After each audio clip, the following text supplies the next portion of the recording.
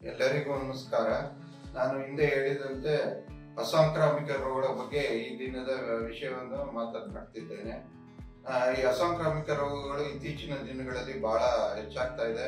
ಉದಾಹರಣೆಗೆ ಸಕ್ಕರೆ ಕಾಯಿಲೆ, BP ಕಾಯಿಲೆ, ಸ್ಥೂಲಕಾಯ, ದೊಮ್ಮು, ಮತ್ತೆ ನಿದ್ರಾಹೀನತೆ, ಮತ್ತೆ ಪಾರ್ಕಿನ್ಸನ್ ಡಿಸೀಸು, ಸ್ಟ್ರೋಕು ಅಥವಾ ಪಾರ್ಶ್ವವಾಯು, ಆಮೇಲೆ ಆನಂತರ ಕಾಯಿಲೆಗಳು ಇವು ಕ್ಯಾನ್ಸರು, ಮತ್ತೆ ಉಸಿರಾಟದ ತೊಂದರೆ ಇವೆಲ್ಲ ಜಾಸ್ತಿ ಆಗ್ತದೆ. ಯಾಕೆಂದ್ರೆ ನಾವು ಓದುವಾಗ 80ನೇ ದಶಕದ ಇದರಲ್ಲಿ ಅವಾಗ ಇಷ್ಟೊಂದು ಸಾಂಕ್ರಾಮಿಕ ರೋಗಗಳು ಇರಲಿಲ್ಲ. ಅವಾಗ ಸಾಂಕ್ರಾಮಿಕ ರೋಗಗಳಿದ್ದು. ಸಾಂಕ್ರಾಮಿಕ ರೋಗಗಳಂದ್ರೆ ಉದಾಹರಣೆಗೆ ಟೈಫಾಯ್ಡ್ ಜ್ವರ, ಜಾಂಡೀಸು, ಪೋಲಿಯೋ, ಮತ್ತೆ ಇದು ದಡಾರ, ಈ ತರದ ಕಾಯಿಲೆಗಳು ನೋಡ್ತಿದ್ವಿ. ಇವೆಲ್ಲ ಕಾಯಿಲೆಗಳನ್ನ ಈಗ ಲಸಿಕೆ ತಡೆಯಲು ಬಿಟ್ಟಿದ್ದೀವಿ. ಆದ್ರೆ ಈಗ ಇದು ಅಸಾಂಕ್ರಾಮಿಕ ರೋಗಗಳನ್ನ ಹೇಳ್ದಂಗೆ ಹಿಂದೆ ಈ ಕಾಯಿಲೆಗಳು ಜಾಸ್ತಿ ಆಗಿದೆ. ಯಾಕಪ್ಪ ಜಾಸ್ತಿ ಆಗ್ತಾ ಇದೆ ಅಂದ್ರೆ ನಮ್ಮ ಜೀವನ ಶೈಲಿ. ಹಿಂದೆ ನಾವು PUC SSLC ಓದುವಾಗೆಲ್ಲ ಹಿಂದೆ ಇದರಲ್ಲಿ ರುಬ್ಬು ಕಲ್ಲಲ್ಲಿ ಚಟ್ನಿ ಇದೆಲ್ಲ ಕಾಯಿ ಎಲ್ಲ ಆಡಿಸ್ಕೊತಾ ಇದ್ರು. ಇವತ್ತು ಇದು ಬಂದಿದೆ, ಮಿಕ್ಸಿ ಬಂದಿದೆ.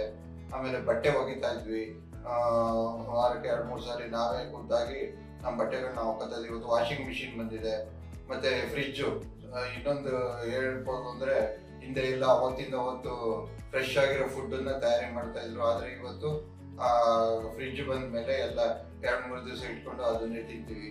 ಮತ್ತೆ ಇದು ಎಲ್ಲ ಅಡಲ್ಟ್ರೇಟೆಡ್ ವಾಟರು, ಫುಡ್ ಎಲ್ಲ ಕೆಮಿಕಲ್ಸ್, ಪ್ಲಾಸ್ಟಿಕ್ ಮಯ ಆಗ್ಬಿಟ್ಟಿದೆ. ಅವಾಗೆಲ್ಲ ಹಿಂದೆ ನಾವೆಲ್ಲ ದಿನಸಿ ಎಲ್ಲ ತಗೊಂಡು ಹೋಗ್ಬೇಕಾದ್ರೆ ಬ್ಯಾಗ್ಗಳು ಇಟ್ಕೊಂಡು ತಗೊಂಡೋಗಿ ಅದ್ರಲ್ಲಿ ದಿನಸಿಗಳು ತಗೊಂಡ್ ಬರ್ತಾ ಇದ್ವಿ. ಇವತ್ತು ಎಲ್ಲ ಪ್ಯಾಕೇಜ್ ಫುಡ್ಸ್ ಬರ್ತಾ ಇದೆ.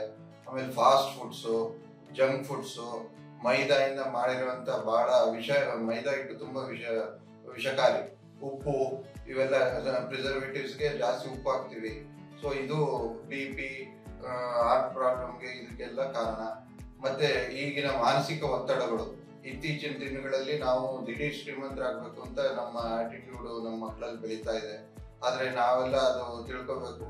ನಾವು ಸಣ್ಣದ್ರಿಂದ ಕಷ್ಟಪಟ್ಟು ದುಡಿದು ದೊಡ್ಡವರಾಗಿದ್ವಿ ಅನ್ನೋದು ಒಂದು ಆಗ್ತೀವಿ ಅಂತ ಒಂದು ಮನೋಭಾವ ಬರಬೇಕು. ಅಲ್ಲಿವರೆಗೂ ನಮ್ಮಲ್ಲಿ ಈ ಸ್ಟ್ರೆಸ್ ಲೆವೆಲ್ ಜಾಸ್ತಿ ಆಗುತ್ತೆ. ಆಮೇಲೆ ಹಿಂದಿನ ಇದರಲ್ಲಿ ಕೆಲವರು ಹೌಸ್ ವೈಫ್ ಇದ್ರೆ ಒಂದು ಗಾದೆ ಇದೆ, ಮನೆಯೊಬ್ಬಳು ಮಾಡದೇ ಇದ್ದರೆ ಕೋಟಿ ರೂಪಾಯಿ ಅಂತ. ಆದ್ರೆ ಇತ್ತೀಚಿನ ದಿನಗಳಲ್ಲಿ ಮನೆಯಲ್ಲಿ ಇಬ್ಬರು ಕೆಲಸಕ್ಕೆ ದುಡಿದರೆ ಕೋಟಿ ರೂಪಾಯಿ ಮಾಡಬಹುದು ಅಂತ.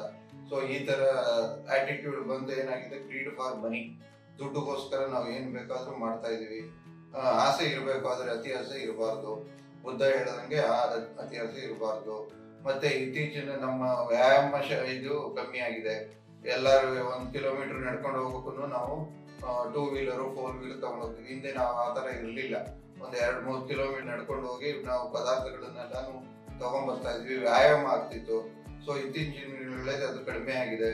ಮತ್ತೆ ನಾನು ಆಗ್ಲೇ ಹೇಳ್ದಂಗೆ ವಾಯು ಮಾಲಿನ್ಯ, ವೆಹಿಕಲ್ಸ್ ಜಾಸ್ತಿ ಆಗಿ ಹೊಗೆ, ಫ್ಯಾಕ್ಟರೀಸು, ಆಮೇಲೆ ಇದು ರ್ಯಾಪಿಡ್ ಅರ್ಬನೈಸೇಷನ್ ಅಂದ್ರೆ ಹಳ್ಳಿಯಿಂದ ದಿಲ್ಲಿ ಕಡೆಗೆ ಬಂದು ಜನ ಇಲ್ಲೆಲ್ಲೋ ಸೆಟ್ಲ್ ಆಗ್ತಿದ್ದಾರೆ. ಎಷ್ಟೋ ಅಲ್ಲಿ ಹಿಂದೆ ಇದು ದಿನಸಿ ಬೆಳೆಯೋರೆಲ್ಲ ಕಮ್ಮಿ ಆಗಿದ್ದಾರೆ. ಮರ ಗಿಡಗಳನ್ನೆಲ್ಲ ಸಿಕ್ಕಾಪಟ್ಟೆ ಕಡಿತಾ ಇದ್ದಾರೆ.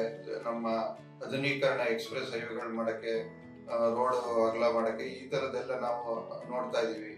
ಸೊ ಇದರಿಂದ ನಮ್ಗೆ ಈ ಕಾಯಿಲೆಗಳು ಜಾಸ್ತಿ ಆಗ್ತಾ ಇವೆ.